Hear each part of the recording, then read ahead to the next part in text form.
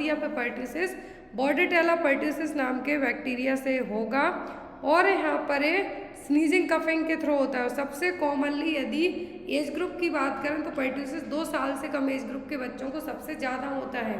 किस age group के बच्चों को? 2 साल तक के इन्फेंसी पीरियड में सबसे ज़्यादा होता है। ड्रॉपलेट का मतलब है छींकने खांसने से जो आपके ड्रॉपलेट उड़ेंगे, थूक उड़ेगा उससे। Clear? Next is time required to measure the Mantoux test. Mantoux test की जो मेजरिंग की जाती है, जो आपके लिए इंट्राडर्मल रूट से पीपीटी इंजेक्ट किया जाएगा, कितना टाइम है जो लगेगा माउंटेक्स टेस्ट को रीड करने के लिए?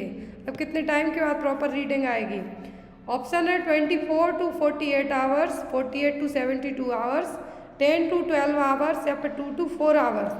तो माउंटेक्स टेस्ट की रीडिंग के लिए, माउंटेक्स टेस्ट की जो रीडिंग की जाएगी उसके लिए जो टाइम ज़रूरी है वो होगा 48 से 72 घंटे। कितना? 48 से 72 घंटे।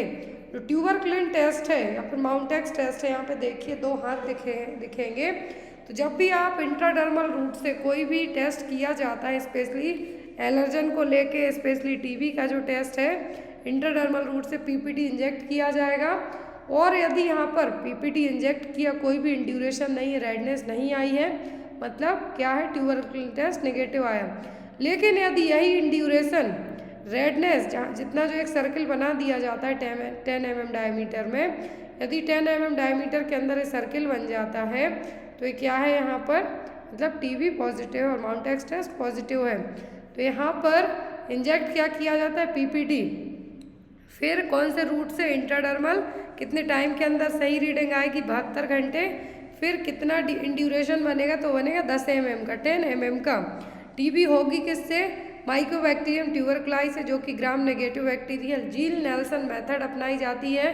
डॉट्स थेरेपी यूज़ की जाती है ट्यूबरक्लोसिस को ट्रीट करने के लिए। टीबी के ट्रीटमेंट में डॉट्स एटलीस्ट 6 मंथ तक, यदि कम से कम टाइम पूछें तो कब तक?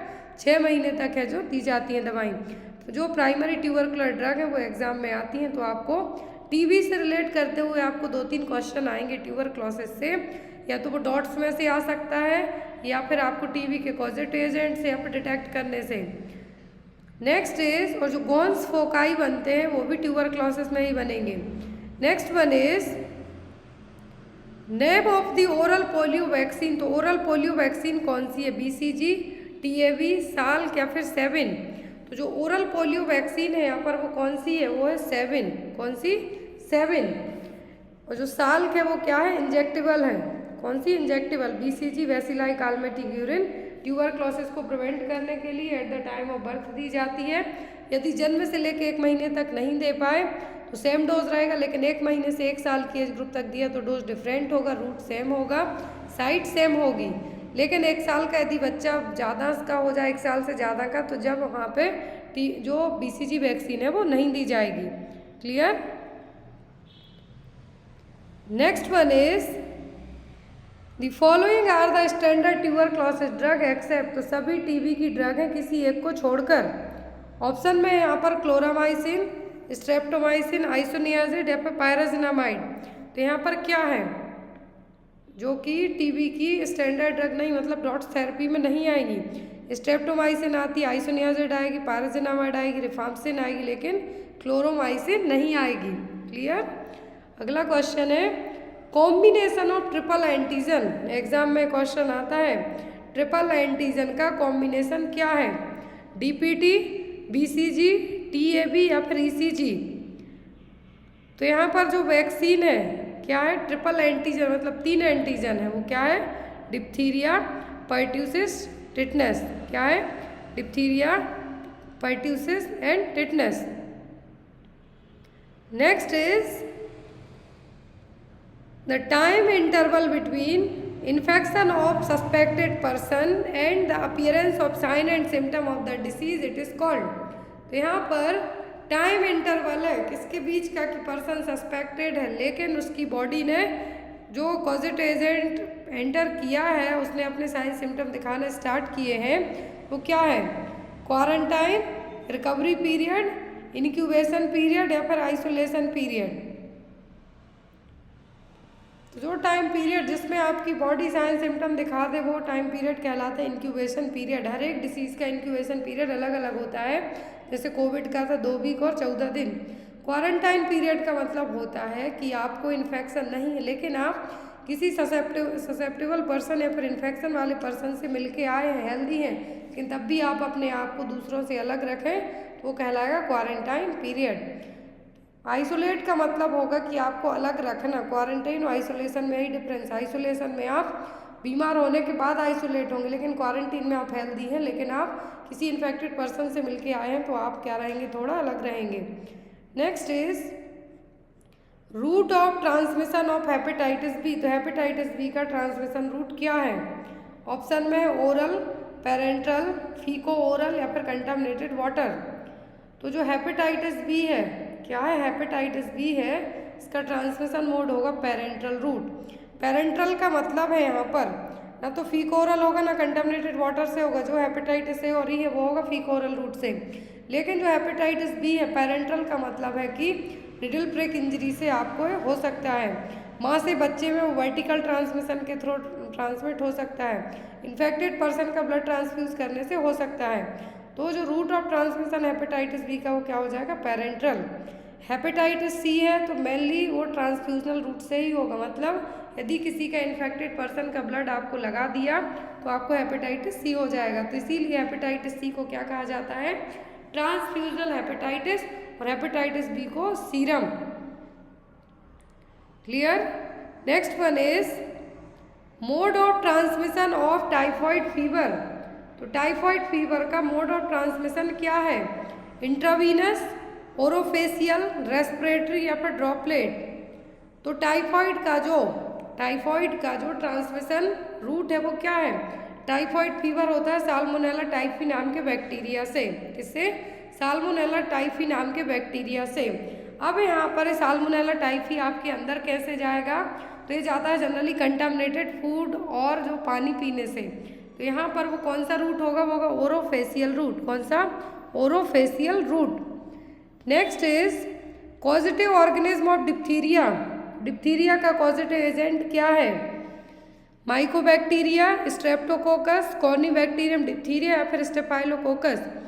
तो जो डिप्थीरिया है, क्या है डिप्थीरिया? माइकोबैक्टीरिया, ट्यूबरक्लाई और जो लेप्रा है। तो ट्यूबरक्लाई हो गया माइकोबैक्टीरिया किसके लिए? टीबी के लिए। और लेप्रा हो गया लेप्रोसी और हैंसेंस के लिए। फिर Streptococcus generally throat infection cause करता है। फिर आता है कॉर्नीबैक्टीरियम डिप्थीरिया। क्या है? कॉर्नीबैक्टीरियम डिप्थीरिया, जो कि डिप्थीरिया का पॉजिटिव एजेंट है। किसका? डिप्थीरिया का। अब डिप्थीरिया को डायग्नोस करने के लिए एक टेस्ट किया जाता है, वो कहलाता है सिक टेस्ट। कौन सा? सिक टेस्ट, SCHICK। सिक टेस्ट है जो डिप्थीरिया को डायग्नोस करने के लिए किया जाता है। डिप्थीरिया में भी क्या है? जो अपर रेस्पिरेटरी ट्रैक्ट है, यहाँ पर ही आपको जो इन्फेक्शन होगा, सर्दी खांसी बुखार टाइप के लक्षण होंगे वो किसके? डिप्थीरिया के। Next is incubation period of measles. तो मीजल्स का इंक्यूबेशन पीरियड क्या है? कॉप्लेक स्पॉट्स किसमें देखने मिलते हैं? मीजल्स में ही। मीजल्स का इंक्यूबेटरी पीरियड क्या है? 1 to 7 days, 7 to 14 days, 14 to 21 days या फिर 21 to 28 डेज। तो यहाँ पर जो इंक्यूबेशन पीरियड है किसका? मीजल्स का इंक्यूबेटरी पीरियड होता है 1 वीक से लेके 2 वीक तक का। कितना? 1 वीक से लेके 2 वीक तक का इंक्यूबेशन पीरियड होता है किसका? मीजल्स का। तो यहाँ पर आपका आंसर क्या होगा? 7 से 14 दिन। कितने? 7 से 14 दिन तक का। Next is site for Mantoux test. Mantoux test में कौन सी साइट में है जो PPT इंजेक्ट किया जाता है? ऑप्शन में है outer and upper quadrant of gluteus maximus, deltoid region, posterior left forearm या फिर एंटीरियर लेफ्ट फोर आर्म। कौन सी जगह पर? क्वेश्चन है कौन सी जगह पर माउंटेक्स टेस्ट जो PPT इंजेक्ट की जाएगी तो होता है एंटीरियर लेफ्ट फोर आर्म में। कहाँ पर? एंटीरियर लेफ्ट फोर आर्म में। Next is media of transmission of bovine type of tubercle bacilli. Media of transmission किसके लिए? बोविन टाइप ट्यूबरकुल वैसिलाई के लिए।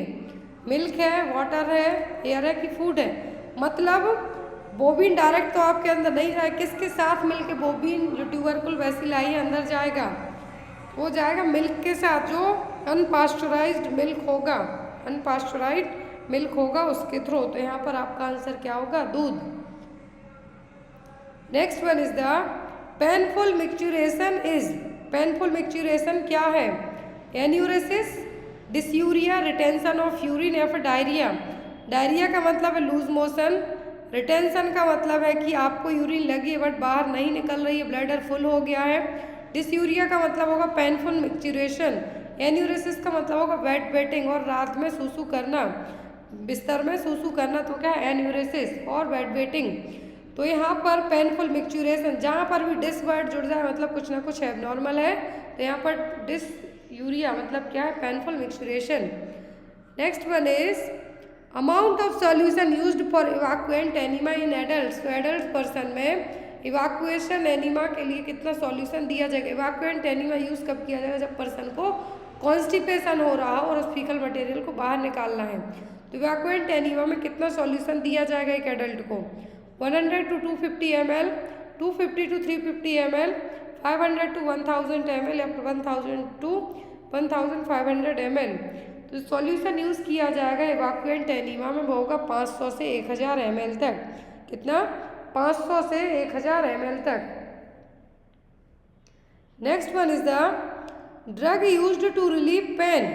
दर्द से राहत पाने के लिए कौन सी ड्रग यूज़ की जाएगी, एंटी इन्फ्लामेटरी, एंटीपायरेटिक्स, एंटीबायोटिक्स या फिर एनाल्जेसिक्स।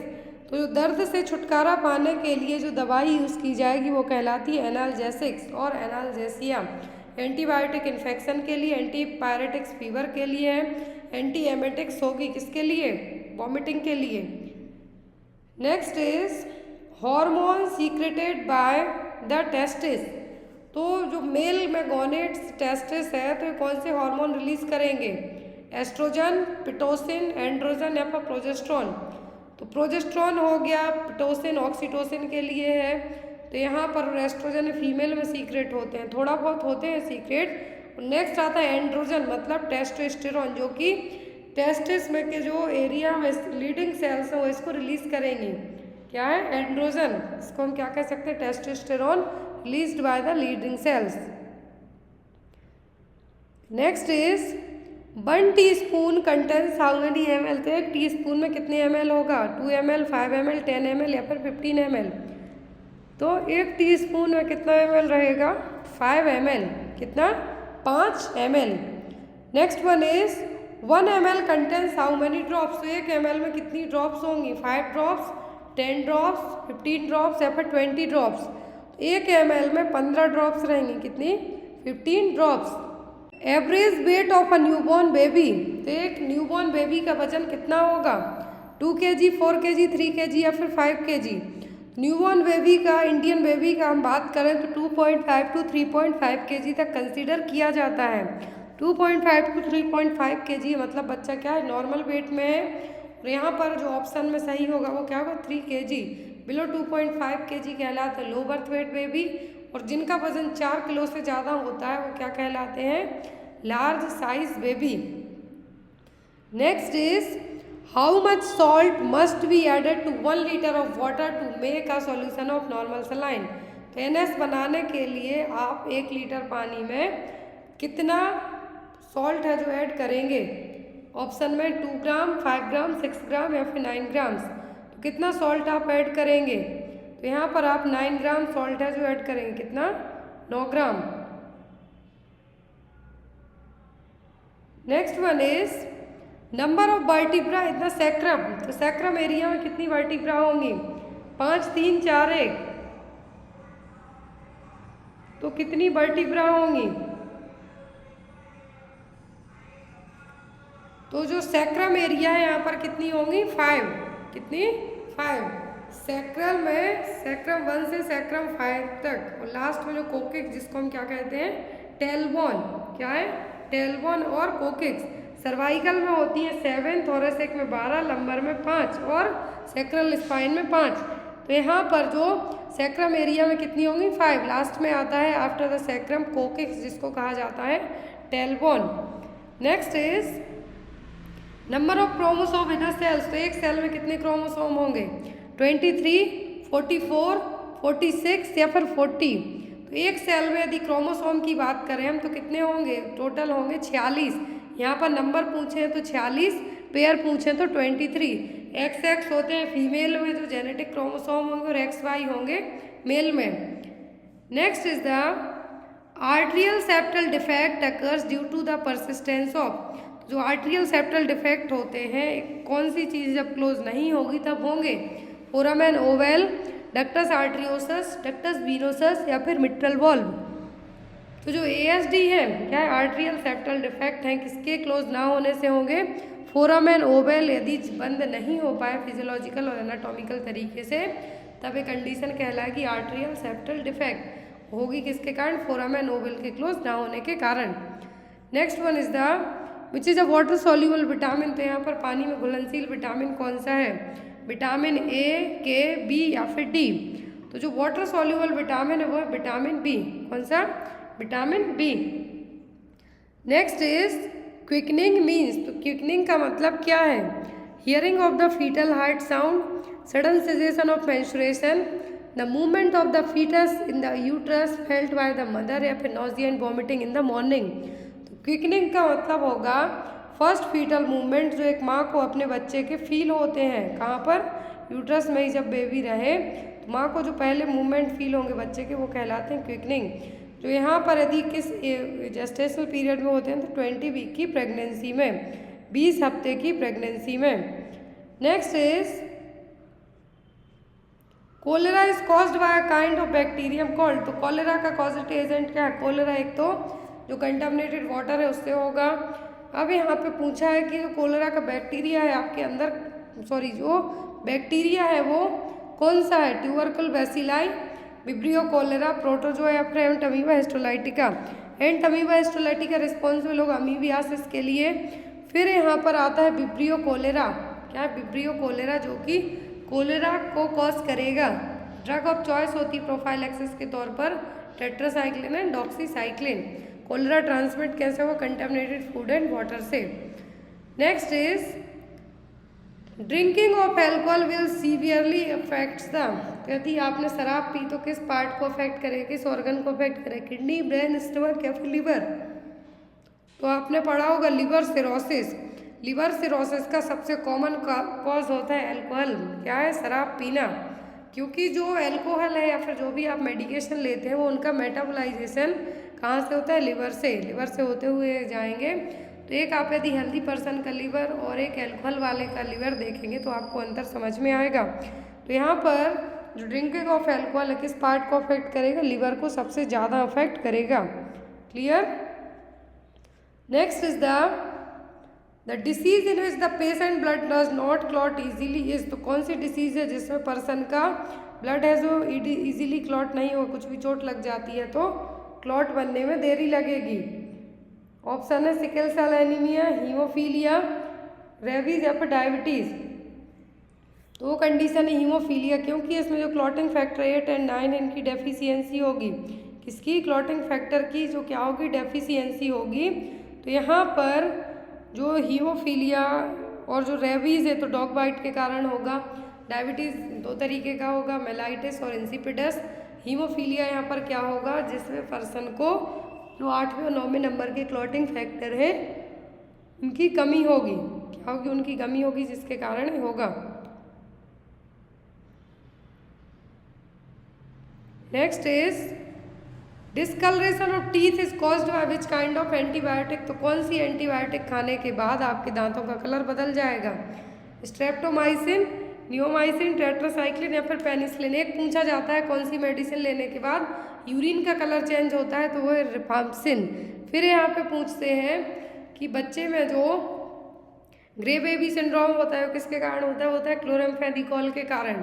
रेडमैन सिंड्रोम होता है वैंकोमाइसिन के कारण। वैसे ही दांतों का कलर चेंज होगा टेट्रासाइक्लिन को खाने के बाद। किसके बाद? टेट्रासाइक्लिन लेने के बाद।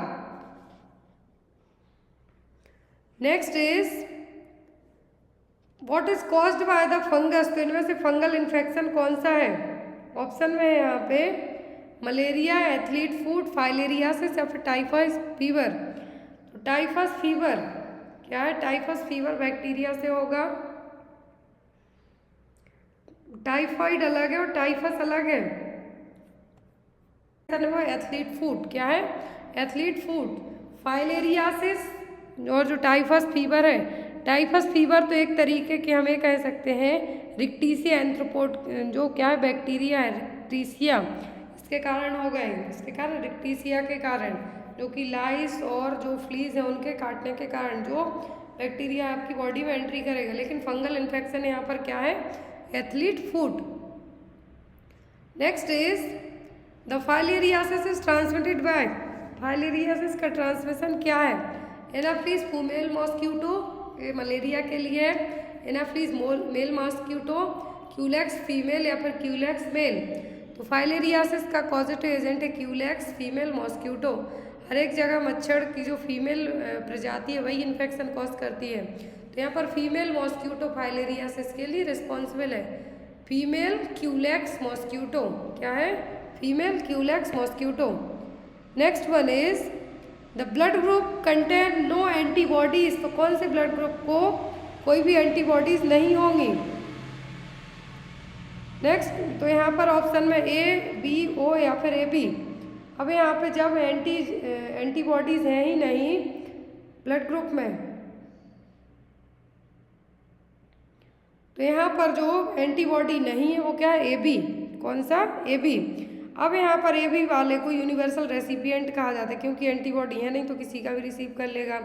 अब वो ग्रुप वाला होगा कौन सा? वो ब्लड ग्रुप वाला पर्सन है जो, उसको क्या कहा जाता है? Universal donor. वो अपना ब्लड ग्रुप किसी को भी दे सकता है। Next one is the disease that spread through sexual contact. यहाँ पर सेक्सुअल कॉन्टैक्ट से कौन सी डिसीज होगी? लेप्रोसी, एड्स, ईचिंग या फिर स्कैबीज। तो यहाँ पर जो सेक्सुअली ट्रांसमिटेड डिसीज है वो यहाँ पर होगी एड्स, जो कि HIV वायरस से होगी। किससे? HIV वायरस से। Next is typhoid is transmitted through. तो टाइफॉइड किससे ट्रांसमिट होगा? वाटर एंड फूड से, एयर से, टच से या फिर पर्सनल कॉन्टैक्ट से। टाइफॉइड होता है साल्मोनेला टाइफी नाम के बैक्टीरिया से, जो कि कंटामिनेटेड फूड और वाटर में पाया जाता है। तो यहाँ पर आपका आंसर क्या होगा? Water and food. Next is the what is the example for the disease caused by bacteria. तो जो डिसीज बैक्टीरिया के द्वारा होगी वो कौन सी डिसीज है? कोल्ड है, टाइफॉइड है, टाइफस फीवर है कि चिकन पॉक्स है? तो यहाँ पर कोल्ड वायरस से होता है, टाइफस फीवर होगा। टाइफस फीवर मैंने अभी बताया जो बाइट का रिक्टीसिया उससे होगा, चिकन पॉक्स होगा। लेकिन टाइफॉइड है जो साल्मोनेला टाइफी नाम के बैक्टीरिया से होगा। और जनरली एंथ्रोपोड है। टाइफॉइड के लिए यदि रिस्पॉन्सिबल पूछे तो क्या है? Arthropod. Next is which is the immunity get by the body after the first attack of disease. कौन सी इम्यूनिटी है जो आपकी बॉडी में कोई इन्फेक्शन एक बार हो जाए तो हमेशा के लिए बन जाएगी? नेचुरल, पैसिव, आर्टिफिशियल या फिर एक्वायर्ड। तो इम्यूनिटी कहलाएगी एक्वायर्ड इम्यूनिटी। कौन सी? Acquired immunity. Next one is the cells that are responsible for the production of antibodies are. तो कौन सी सेल हैं जो एंटीबॉडी के प्रोडक्शन के लिए रिस्पॉन्सिबल हैं? Red blood cells, platelets, plasma या फिर वाइट ब्लड सेल्स। तो कौन सी सेल्स हैं जो एंटीबॉडी के प्रोडक्शन में हेल्पफुल हैं? तो होती है WBC। जब भी आपकी बॉडी में कोई भी इन्फेक्शन होता है तो लड़ने का काम कौन करती है? WBC। तो एंटीबॉडी प्रोडक्शन, एंटीबॉडी प्रोड्यूस करेंगे WBC, तो इसीलिए इन्फेक्शन के टाइम पर WBC की काउंटिंग है जो बढ़ जाती है। तो यहाँ पर एंटीबॉडीज़ के प्रोडक्शन में कौन हेल्पफुल है? वाइट ब्लड सेल्स, प्लेटलेट्स जो ब्लड क्लॉट बनाने में हेल्प करेंगी। Next is the healthy person can donate blood how many times a year. तो एक हेल्दी पर्सन एक साल में कितनी बार रक्तदान कर सकता है? 6 और 7, 5 और 6, 3 और 4 या फिर 2 और 3। तो एक हेल्दी पर्सन एक साल में 3 और 4 बार तक ब्लड डोनेट कर सकता है, 3 और 4 times. Radioactive cobalt and radium are used for the treatment of which disease. तो रेडियो एक्टिव कोबाल्ट और रेडियम में किस डिसीज को ट्रीट करने में यूज़ किए जाएंगे? कोलेरा, हीमोफीलिया, कैंसर या फिर सिकल सेल एनीमिया। तो रेडियो एक्टिव क्या है, कोबाल्ट है, किसको ट्रीट करने में यूज़ होंगे, तो होंगे कैंसर को ट्रीट करने में ले, किसमें, कैंसर के ट्रीटमेंट में कोबाल्ट और radium. Next is world health day is on, तो हम हर साल विश्व स्वास्थ्य दिवस कब मनाते हैं, रिसेंट में हमने इंटरनेशनल नर्सेज डे मनाया 12 मई को। अब बात करें वर्ल्ड हेल्थ डे की, वर्ल्ड हेल्थ डे कब मनाते हैं, May 12, अप्रैल 7, अप्रैल 13 या फिर दिसंबर 18। तो हम वर्ल्ड हेल्थ डे है जो कब मनाते हैं, वर्ल्ड हेल्थ डे हम मनाते हैं WHO की स्थापना हुई थी इसी दिन, इसलिए 7 अप्रैल को, कब, 7 अप्रैल को 2023 की थीम थी हेल्थ फॉर ऑल, क्या थी, हेल्थ फॉर ऑल। 7 को इस साल की थीम क्या थी, health for all. Next one is to relieve from dyspnoea the appropriate position to be used is, तो डिस्निया से रिलीफ पाने के लिए कौन सी पोजीशन यूज की जाएगी, prone position, supine, side lying या फिर फॉलोअर्स पोजीशन। डिस्निया से रिलीफ पाने के लिए जो पोजीशन यूज की जाती है वो कहलाती फॉलोअर्स पोजीशन और हाई फॉलोअर्स पोजीशन। कौन सी, फॉलोअर्स या फिर जिसमें हाफ लेटे हाफ बैठे टाइप के रहेंगे आप। साइड लाइन यूज़ की जाती है आप एस्पिरेशन से प्रिवेंट करना चाहें फिर अनकॉन्शियस पर्सन की ओरल केयर के लिए, क्लियर है। Next is protein requirement for a pregnant women per day, तो पर डे कितने प्रोटीन की ज़रूरत पड़ेगी एक प्रेग्नेंट लेडी को, 50 ग्राम्स, 55 ग्राम, 60 ग्राम या फिर 65 ग्राम, कितने प्रोटीन की ज़रूरत होगी पर डे प्रेग्नेंट लेडी को, तो होगी 65 ग्राम। ये देखिए प्रेगनेंसी में टोटल कैलोरी की बात करें तो एक्स्ट्रा 300 कैलोरी, फर्स्ट ट्राइमेस्टर में कोई भी एक्स्ट्रा कैलोरी नहीं लेना है। फिर जो लैक्टेशनल पीरियड है इसमें 550 कैलोरी, कितनी, 550 कैलोरी इनिशियल 6 मंथ तक, जन्म से लेके बच्चे के 6 मंथ तक 550 किलो कैलोरी।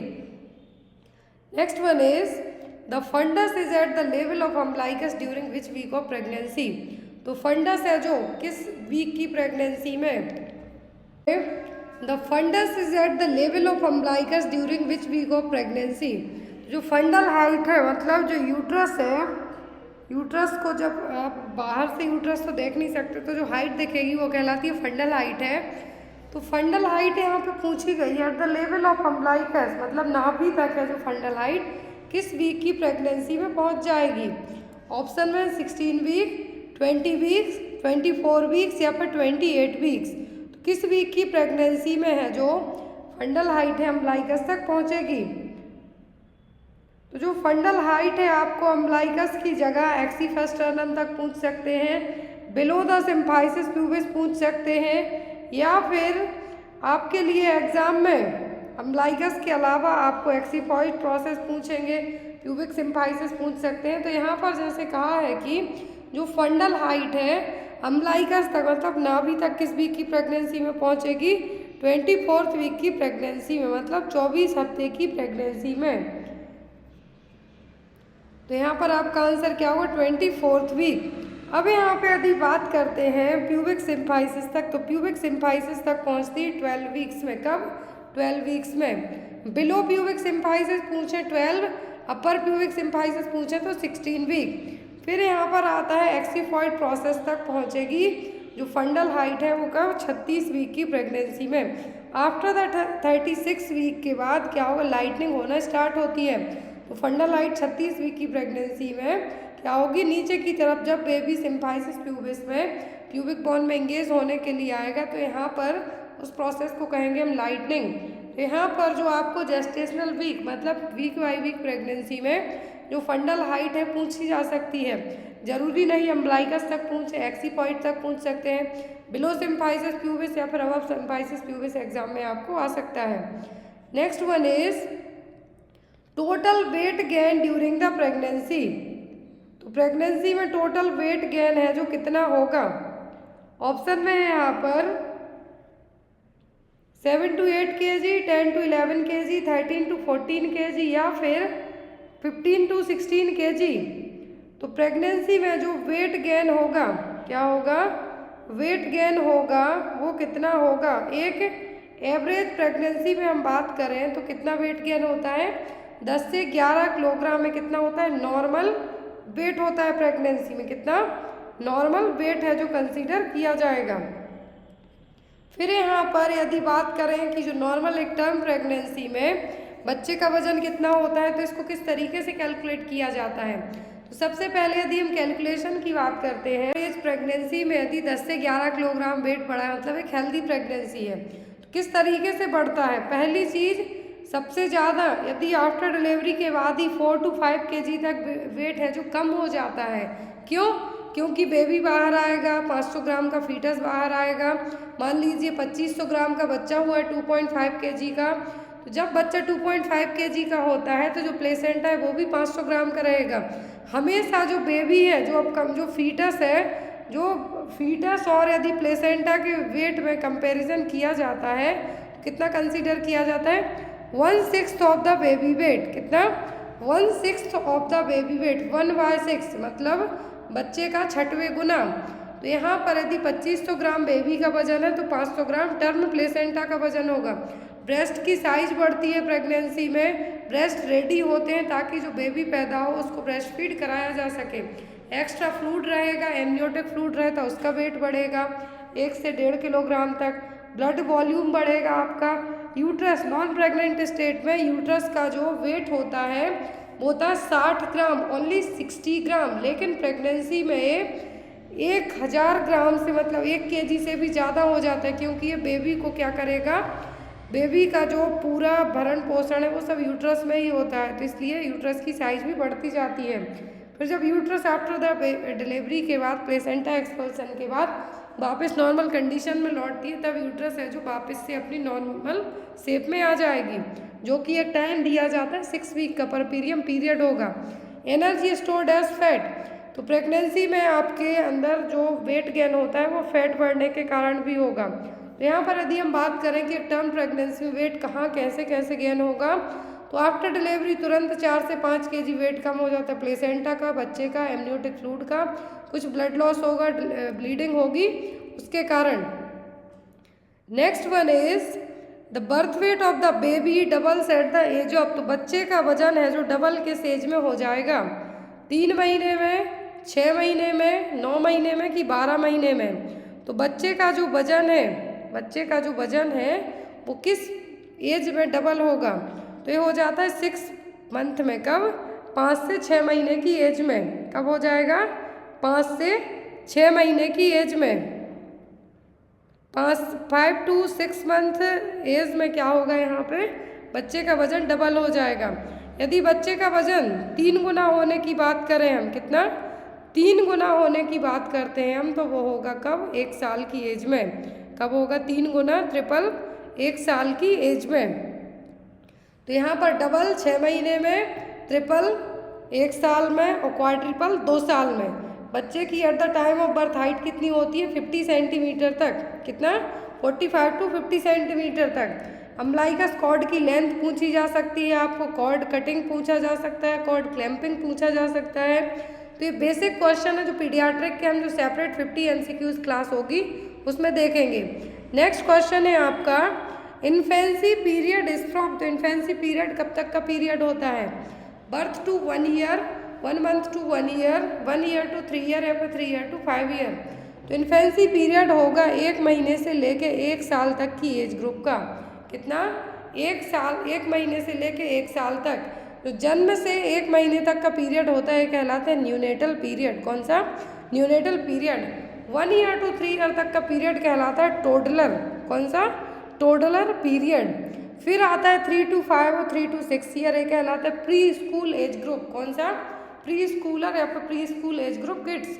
फिर आता है आपका 6 to 12 तक, ये कहलाती स्कूल गोइंग, और फिर 10 to 19 ईयर तक कहलाती है एडोलेसेंस। 19 के बाद आप एडल्टहुड में प्रवेश कर जाएंगे। Next is the following are the signs of dehydration except, तो सभी डिहाइड्रेशन के साइन है किसी एक को छोड़कर। Sunken tearless eyes, loss of skin elasticity, diuresis and depressed fontanelle. तो डिहाइड्रेशन में सनकैन टीयरलेस आइज होंगी, स्किन इलास्टिसिटी नहीं होगी क्योंकि बॉडी में क्या हो गया है, डिहाइड्रेशन है, फ्लूइड नहीं बचा है। डायूरेसिस यहाँ पे देखने को नहीं मिलेगा, डायूरेसिस देखने को नहीं मिलेगा, लेकिन डिप्रेस्ड फॉन्टेनल जरूर होंगे। Next one is the following are the contents of ORS except, तो सभी ORS के कंटेंट हैं किसी एक को छोड़कर, sodium chloride, sugar, potassium chloride and calcium carbonate. क्या है जो ORS का कंपोनेंट नहीं है? ORS सैचेट आपने पढ़े हैं। ORS सैचेट कब दिए जाते हैं? डिहाइड्रेशन, जब डिहाइड्रेशन हुआ हो तब दिए जाते हैं, नोजिया वॉमिटिंग हुआ हो तब दिए जाते हैं, क्योंकि नोजिया वॉमिटिंग डायरिया इन सभी में डिहाइड्रेशन होता है, तो उसको ट्रीट करने के लिए क्या दिया जाता है? ORS। तो यहाँ पर ORS में क्या नहीं होगा? तो होगा कैल्शियम कार्बोनेट। क्या है? कैल्शियम कार्बोनेट नहीं होगा। Next is the most common form of malnutrition are the following except, सभी माल न्यूट्रिशन के टाइप हैं किसी एक को छोड़कर, protein, energy, mall nutrition, marasmus and kwashiorkor, तीनों हैं लेकिन बेरी नहीं है, बेरी थायमिन की कमी के कारण होगा। तो यहाँ पर जो आपका आंसर होगा वो क्या होगा? बेरी। प्रोटीन, एनर्जी, माल न्यूट्रिशन, मरासमस, क्वासियोरकर, ये तीनों माल न्यूट्रिशन मतलब कुपोषण के ही टाइप हैं। Next is the first course of oral pill should be started on the which day of menstrual cycle, तो मेंस्ट्रुअल साइकिल के किस दिन है जो आप OCP पिल्स लेते हैं, ओरल कॉन्ट्रासेप्टिव पिल्स लेते हैं, वो स्टार्ट करनी है। माला D हो गया, माला N हो गया, या फिर छाया पिल्स हो गई, तो यहाँ पर आपको कब लेना स्टार्ट करना है? 2nd day, 7th day, 5th या फिर 10th डे।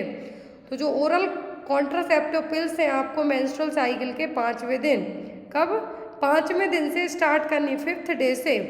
तो ये थी हमारी आज की क्लास 50 MCQs की। अब आपको डेली एक सेम टाइम पर 50 MCQs की क्लास रहेगी, जिसमें आपको हर एक दिन अलग अलग टॉपिक चेंज रहेंगे। कभी रिसर्च हो सकता है, कभी साइकेट्रिक हो सकती, कभी मैनेजमेंट, या फिर कभी आपके लिए गायनेकोलॉजी। तो इस तरीके से आपको डेली 50 MCQ की एक क्लास होगी और एक पेपर होगा डेली। तो यहाँ पर आपका जो सिलसिला है 3 तारीख तक तो कंटिन्यू रहेगा, 3 जून तक कंटिन्यू रहेगा, जब तक आपका नॉर्सेट का एग्ज़ाम नहीं हो जाता। नॉर्सेट के अलावा ये क्वेश्चन आपके ग्रुप 5 में, HSSC में, OSSC में, MHSRB, CHO, NHM सभी जगह के पेपर में आपके लिए हेल्पफुल रहेंगे। तो आई होप आपको आज की क्लास अच्छी लगी हो, तो अपने दोस्तों के साथ ज़रूर शेयर करें। और जो भी लोग जो भी पेपर्स परचेस करना चाहते हैं, डायरेक्ट मेरे व्हाट्सएप नंबर पे कांटेक्ट करके पेपर्स को परचेस कर सकते हैं।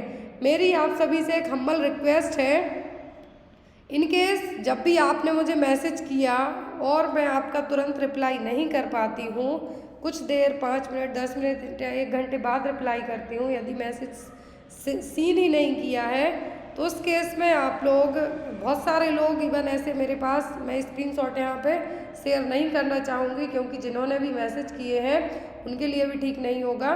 तो यहाँ पे आप लोग, मेरी सभी से एक हम्बल रिक्वेस्ट है, आपको पेपर लेना नहीं लेना, ऑलरेडी पेपर चैनल पर अपडेटेड है, तो आप प्लीज़ कोई भी ऐसे वर्ड यूज़ मत कीजिए जो मुझे हर्ट करें, या फिर मैं मजबूरी में आके आपके स्क्रीनशॉट चैनल पर शेयर करूं। क्लियर है? तो यहाँ पर आप पेपर नहीं लेना चाहे तो बिल्कुल भी मत लीजिए। सभी पेपर चैनल पर मैं अपडेट कर देती हूँ, ताकि किसी को भी ये ना रहे कि मैम ने अनफेयर किया है कि मुझे पेपर नहीं मिले, इनको मिल गए। चैनल पर सभी पेपर्स आपके लिए अवेलेबल करवाए जाते हैं, बस PDF फॉर्मेट के लिए थोड़ा सा एक्स्ट्रा आपको पे करना होता है, तो उसके लिए आप लेना चाहते नहीं लेना चाहते आपके ऊपर है। सो आई होप आपको आज की क्लास अच्छी लगी, और thank you for watching us. Bye bye, take care.